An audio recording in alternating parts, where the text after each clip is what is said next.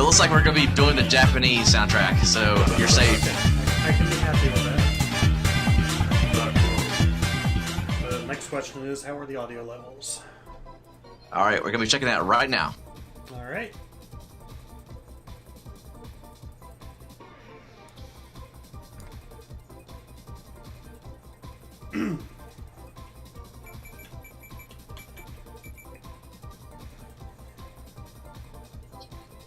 Alright, sounds good here. Are you ready to go live on our channel?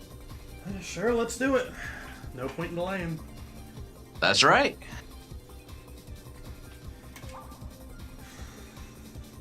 Alright, guys and gals, we are back with Sonic CD with finalflame83, and we are going to be playing with the Japanese soundtrack, as you probably heard me do before I swapped over to him. I am happy with that. So, alright, I guess I'm about as ready as I can be for this. Alright, sounds good. So we're going to get started with the countdown with 5, 4, 3, 2, 1, go. Alright, let's do this. Alright, so welcome to Sonic CD 2011, not to be confused with the original 1993 version of this game. There's a couple version differences. First of all, as you see, we're playing Tails. Tails is not included in the original version of the game, only in the remake. Alright, forgive me if I go a bit slow at times, I'm not the best at multitasking. Other differences, physics were changed a little bit in this game. If you've ever seen the original, it doesn't have your standard spin dash. It has, I don't really have a good name for it, but it's a charged spin dash, where you have to sit there and charge the whole thing. It also has different physics, has a speed cap when you're in the air, kind of like Sonic 2. This game does not have that. It has your standard spin dash, standard physics. Alright, it's coming up in Palm Tree 2. Let's hope I do this right. Awesome. So, we're going flying. Super flying. Gotta wait for an audio cue here for a moment. And hopefully I clear all the obstacles. Now, right now you might be thinking, don't tell me you're just gonna fly over all the levels and skip everything. You're gonna see that in exactly 2 more levels. Beyond that, this game is really just pure platforming and execution. Very little RNG. It's totally within your control. So coming up next, the first boss, really easy boss as well, even casually. I don't even know what the name for it would be. But he's not gonna take too long. Alright. And here we are. And shoutouts to continuing the Genesis block. This may not be this is not being played on a Genesis right now, but I am using a Genesis controller. Ah, nice little camera glitch there. It is Sonic Block after all. It is. Genesis controller, even though I am playing on PC. So that was the first zone, or I guess first stage, because this doesn't have acts, it has zones 1, 2, and 3, which seems really odd to say. That was Palm Tree Panic, coming up on Collision Chaos. Not too bad. It's easy to make a mistake and lose a lot of time. Hopefully we won't run into that. One change between Tails and Sonic is right there at the entrance to that. As Sonic, there are spikes that prevent you, and like a small cutscene with Amy. As Tails, that is removed.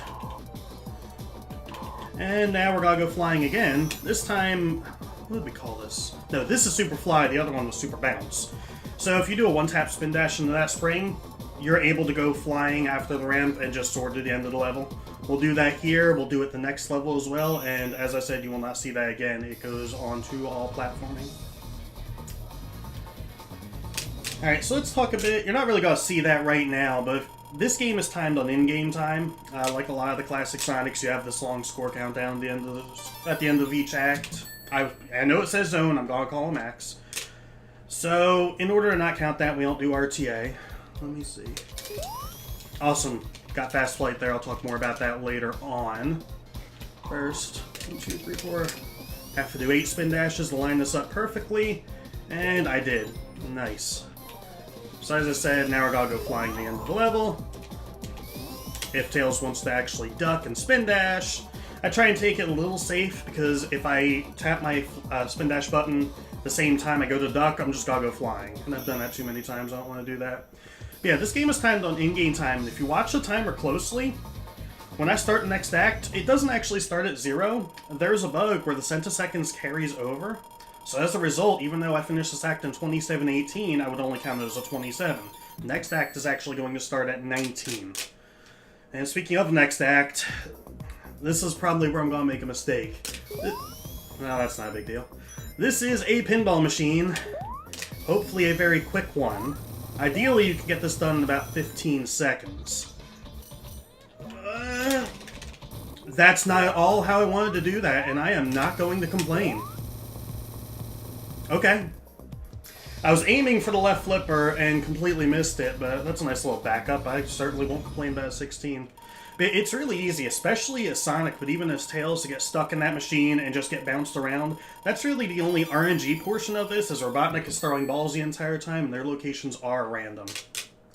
But enough about that. On to Tidal Tempest, and home to pretty much the only glitch in this run.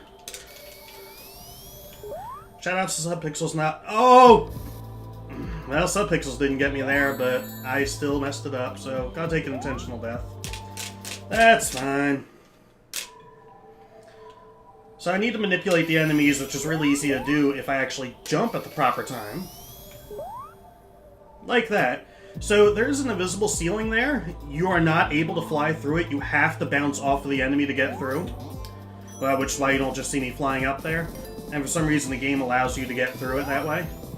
As I said, that's pretty much the only glitch in this run. There's another little kind of bug at the very end of the game, but I certainly wouldn't call it a glitch. So, kind of unfortunate I took a death, but that's fine. It's kind of expected. And coming up next, so I don't think I mentioned, we're just doing the standard any %, or what we call beat the game. There is another category for this game, that is All Good Futures. If you watch GDQ, if you watch this game at GDQ, the Tails All Good Futures one was actually just ran at SGDQ by Flying Fox. We are going to take the exact same route in this to do that. Now this involves time traveling. Now this goes back to this game is timed on in-game time. When you are time traveling, the in-game timer is stopped. And there are differences in each level between past, future, present, and I just messed that up. So I actually have to wait for that enemy. There we go. Need him to be in position. So right now the in-game timer is stopped, so this does cost me a bit of time RTA to do, but I don't care about RTA, I care about in-game time because that's what we use. Tails, that is a new one. So let's go back up here to where I wanted, grab that future sign, we're going to need that later. So now we're in the past. And the reason I do that is it takes away a couple of portions of the layout that has stuff that's kind of blocking our path. And so as a result it ends up being quicker to do this. And there's us getting a good future destroying that robot generator. If you destroy that in each Act 1 and 2 of each level, you get the good future. That's about as much of that as I'm going to talk about, though. So, that's not really a good time. Oh well. I do like that we have a stage in this run that has a good future. It kind of brings something else to the run, more than just regular platforming, because doing the time travel is not as easy as it looks. It's really easy to mess it up. Lose your speed and completely lose the effects of the signpost. And there is a backup in that level to do it in the present, but it takes about an extra 4 seconds. That was a little wacky. There we go. So we're going to grab this invincibility box. Now this game, you heard me mention the original only included Sonic. So this game was not really designed around Tails, and you're about to see that. We're going to use that invincibility box to our advantage. And just swim on into him. And one hit dead. Casually, you're meant to collect most of those water bubbles, or air bubbles around him. And that will uncover him, and just, you only have to get one hit in on that boss. Sonic has a quick kill as well, however it's much more difficult as it involves jumping at the right time. So, shoutouts to Sonic Mania coming up, and the rest of this game you're going to see some shoutouts to it. Y'all might recognize this floor in a moment. Alright. No! Ugh. This stage just got interesting because you're not meant to time travel. And if I was Sonic, that would have been a soft lock. So I don't actually know this stage in the past, so this is going to be very interesting. I could, in theory, go back to the main menu and restart that, but that's... Nah, I'm not gonna do that. So let's try and find my way out of here. So you have only a short window over there at the beginning to hold left and not time travel, and it's really easy to make the mistake I did. It's actually been a while since I've done it, but just as I was saying, alright, I'm safe, I cleared it. Alright, now that I'm at the end, I have an idea of where I'm at. There we go. So anyway, that floor makes an appearance in Sonic Mania, as you will see in Lava Leap Zone. And actually, the next three stages, you'll also see either stages that make an appearance or parts of it. Alright, Quartz Quadrant 2. The worst part is, Quartz Quadrant is probably the easy part of this run. It's the calm before the storm is what I like to call it, because after this is Wacky Workbench, and that stage just absolutely sucks. And not a lot of speed there, but that's fine. Oh, come on. The enemy always gets in my way. No dropped inputs there, that's good. I didn't want that sign. But that's also fine. I'm not going to complain about 27. So, coming up next, boss, is literally a treadmill. You appreciate the posters behind me? Thank you. I like them. Yeah, this is a treadmill. It's pretty easy, even casually. Optimally, I'm going to try and save a cycle. We'll see how it goes. And then after that is the worst part of this run, Wacky Workbench. You will see why in a moment. So while I work on this, we'll talk about a couple different... Tails! Land your butt back on that platform. So we had the bid war for the JP vs. US soundtracks, and I appreciate those, or that person that donated for JP. So there actually is a difference between them besides just the music. Both of them have pretty good tracks. Some of them have pretty bad tracks as well. But for an RTA setting like the Marathon, the Japanese soundtrack is actually faster because of the end jingle at the end of the stage.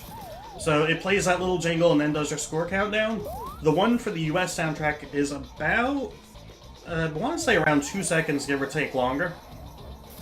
So by running a JP soundtrack, we save not quite a minute in the run, but still plenty of time. So it is appreciated. In an IGT setting, so if I was going for a PB or world record, it doesn't actually matter.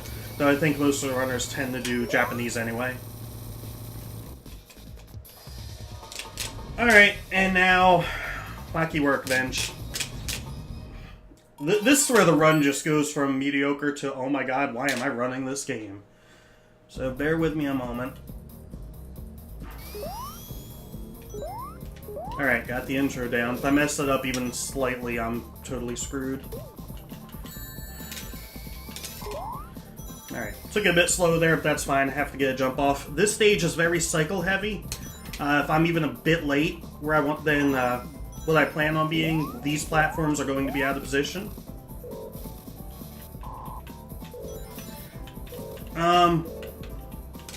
Fingers crossed. Nice. So I'm really happy with a 32 in the Marathon setting. That went exactly as I wanted. Ideally, I'd get around a 29 or a 30. World record that I actually set in a PB attempt is a 26 and change. But it's so hard to get that because you need absolutely everything to go right. So that is a very heavy reset point in the run.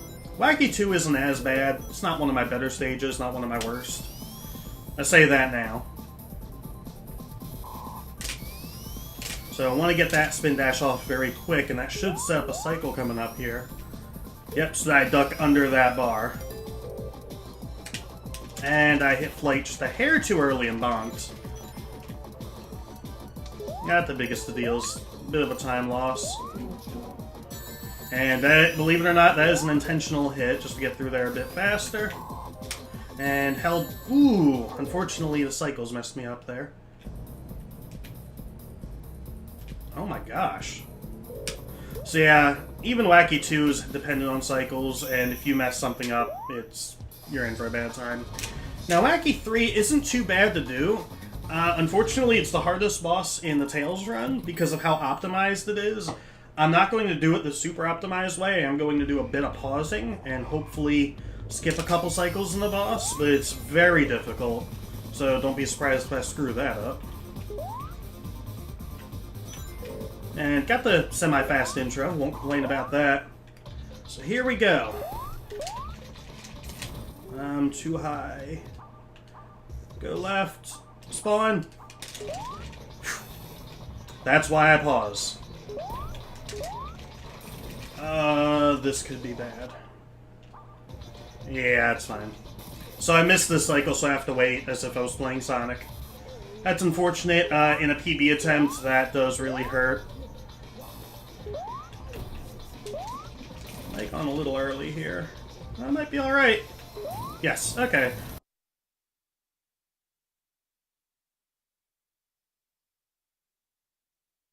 So I'll take that. Ideally, you'd get a 44, 45 if you did everything perfect. Honestly, especially in a marathon run, I'll take what I got here.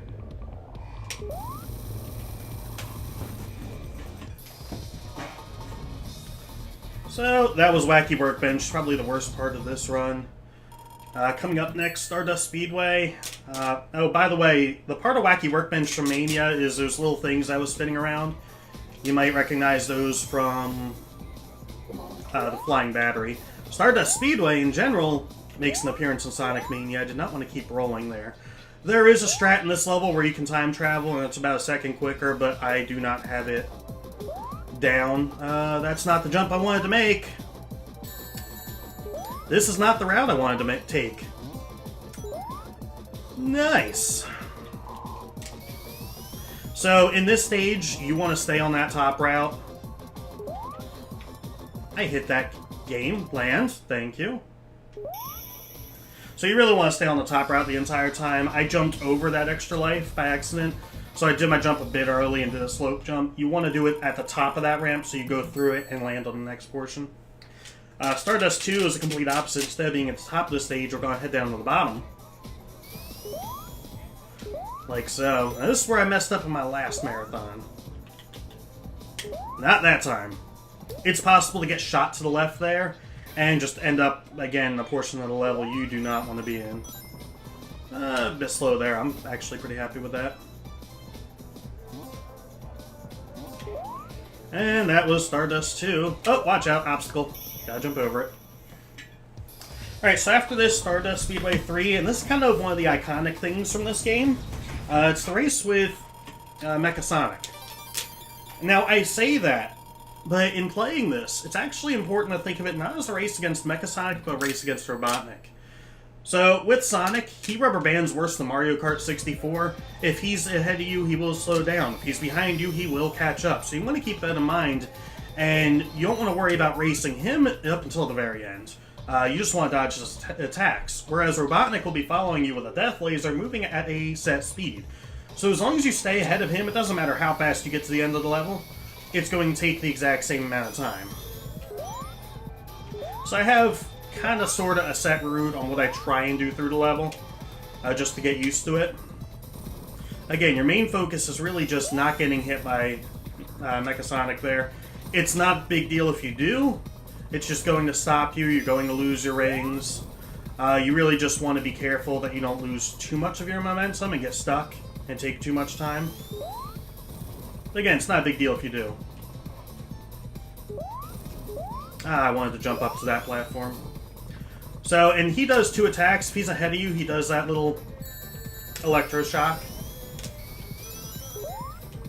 There we go.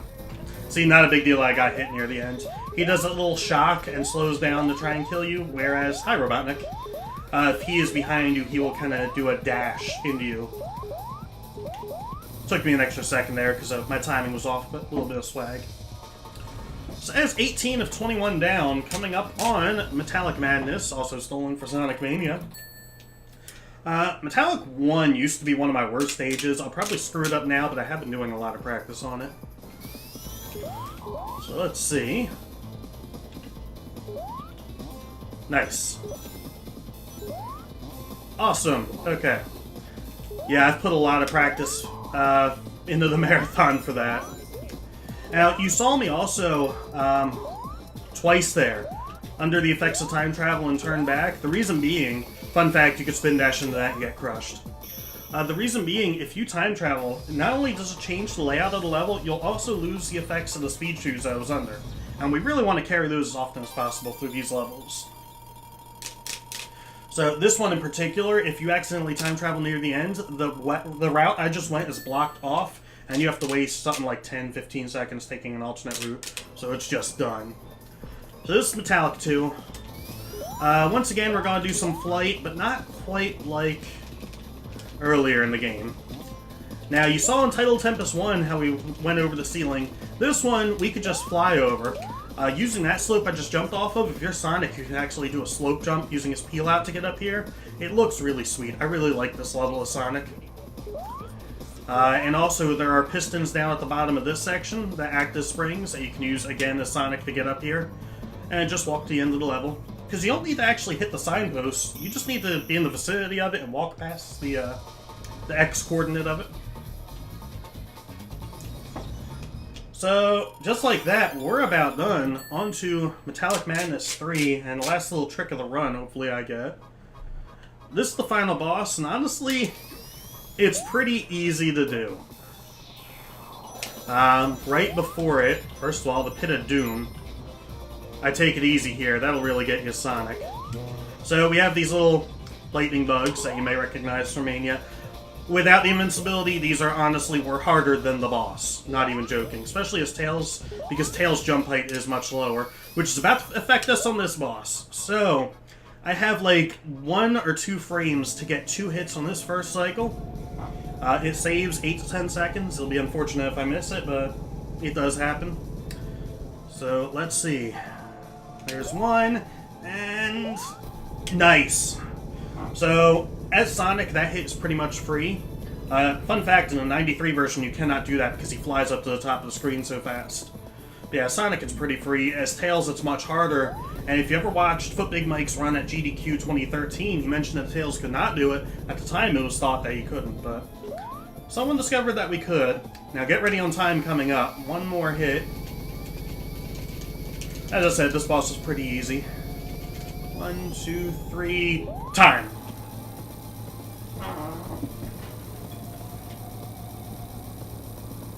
Well, that was a run. Definitely had its ups and downs. I didn't do the in-game time like I planned on doing it. If I had to guess, I'd say maybe around 30 to 40 seconds slower than my PB. I did have some unfortunate parts in there. Let's see, what was the RTA time? Around about 21, I'm thinking. Just finished up 21:02. Had to wait for the delay. Yeah, so ideally RTA I'd have gotten somewhere in the 19, so as I said, a lot of mistakes, but that's how these games go. Just gotta roll with it. And hey, still under estimates. That's awesome, man. Yes, GG. I did a conservative estimate. Actually, I think my submitted estimate was 22, and that was accounting for US soundtrack, so if I was doing US, I'd have barely been underestimate. But that is all I've got. So, thank you for having me, and coming up next, some Sonic Mania action, I believe. Absolutely. It's going to be Sonic and Tails All Emeralds with Argix, so we'll be back with that in just a few moments. Alright, thank you again. Oh, you are very welcome.